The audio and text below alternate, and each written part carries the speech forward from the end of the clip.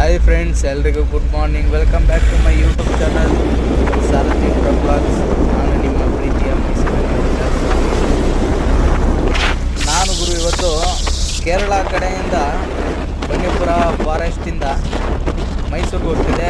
ಅದು ಬಂದ್ಬಿಟ್ಟು ನಮ್ಮ ಗುಂಡ್ಲುಪೇಟೆ ರೂಟು.